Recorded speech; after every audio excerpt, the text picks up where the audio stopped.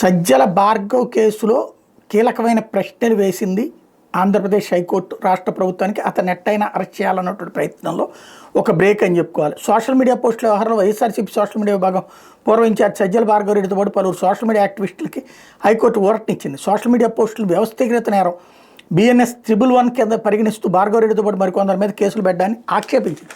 ఈ సెక్షన్ వర్తించాలంటే గత 10 ఏళ్లలో ఒక్కటైనా ఛార్జ్షీట్ దాఖలు చేసి ఉండాలని పేర్కొంది. ప్రస్తుత కేసులో భార్గవ్ రెడ్డి మీద కేసు నమోదు చేసినాడు ఒక్క ఛార్జ్షీట్ కూడా దాఖలు కాలేదని స్పష్టం చేసింది. అందుకని BNS సెక్షన్ 111 కింద కేసు నమోదు చేయడం చట్టానికి అనుగుణంగా లేదని తేల్చి చెప్పింది. ప్రాథమిక ఆధారాలను బట్టి చూస్తే భార్గవ్ రెడ్డి తత్తులపై సెక్షన్ 111 కింద కేసు అనవసరమని హైకోర్టు పేర్కొంది. వీళ్ళ విషయంలో BNSS సెక్షన్ 35(3)కి అనుగుణంగా నడుచుకోవాలని పోలీసులు ఆదేశించింది. ఆర్నేష్ కుమార్ కేసులో సుప్రీంకోర్టు ఇచ్చిన మార్గదర్శకాలను తప్పక పాటించాలని పోలీసులకు స్పష్టం చేసింది. ఇదే సమయంలో సోషల్ మీడియాలో అసభ్య పోస్టుల మీద హైకోర్టు ఆందోళన వ్యక్తం చేసింది. సోషల్ మీడియా పోస్టుల వ్యవహారంలో సజ్జల భార్గవ్ రెడ్డి, సిరిగిరెడ్డి అర్జున్ రెడ్డి, తియ్యగూర సుమన్, రాహుల్ రెడ్డి, సత్యకుమార్ నాయుడు, సుగుణశేఖరరావు తదితరులపై రాష్ట్రంలోని పలు పోలీస్ స్టేషన్లో కేసులు నమోదై భార్గవ్ రెడ్డి మరికొందరిపై సెక్షన్ 111తో పాటు SC/ST అట్రాసిటీ చట్టం కింద కూడా కేసులు పెట్టారు. వీటన్నిటిలో తమకు ముందస్తు బెయిల్ మంజూరు చేయాలంటే భార్గవ్ రెడ్డి, అర్జున్ రెడ్డి తదితరులు గత ఏడాది హైకోర్టులో పిటిషన్లు దాఖలు చేశారు. వీటి మీద సుదీర్ఘ వాదనలోని న్యాయమూర్తి జస్టిస్ న్యాయపతి విజయ్ తీర్పునిస్తూ పలు వ్యాఖ్యలు చేశారు. ప్రస్తుతం సామాజిక మాధ్యమాలు అసభ్య, విద్వేష, దుర్భాషలతో పోస్టులు పెట్టడం సాధారణమైంది. ట్రోలర్స్, ప్రముఖులు, రాజకీయ నాయకుల గురించి అభిప్రాయాలు వ్యక్తం చేసినప్పుడు అన్ని వైపుల నుంచి మెరుపు వేగంతో ప్రతిస్పందన వస్తుంది.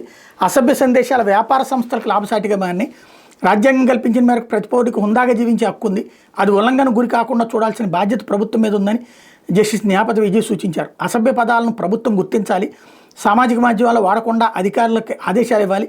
ఇలాంటి పదాలను ఉపయోగిస్తే ఆటో బ్లాక్ చేసేలా సామాజిక మాధ్యమ సంస్థలకు సూచనలు చేయాలని చెప్పి న్యాయమూర్తి నిర్దేశించారు. అదే సందర్భంలో సెక్షన్ 111 కింద వ్యవస్థీకృత నేరం వర్తించాలంటే చట్ట వ్యతిరేక కార్యకలాపాలు నిందితులకు ఆర్థిక లబ్ధితో సహా మెటీరియల్ లబ్ధి కలిగించేవిగా ఉండాలి.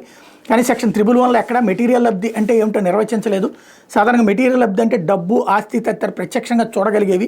ప్రస్తుత కేసులో సానిందితులు చెప్పిన నిజమే అనుకున్న పిటిషనర్లు ఎలాంటి మెటీరియల్ లబ్ధి పొందారన్న దాన్ని ఈ దశలో పరిగణలోకి తీసుకోలేమంటూ న్యాయమూర్తి తన తీర్పులో చెప్పుకొచ్చారు. SC/ST కేసులపై భార్గవ్ రెడ్డి తదితరులు దాఖలు చేసిన పిటిషన్లు హైకోర్టు కొట్టేసింది.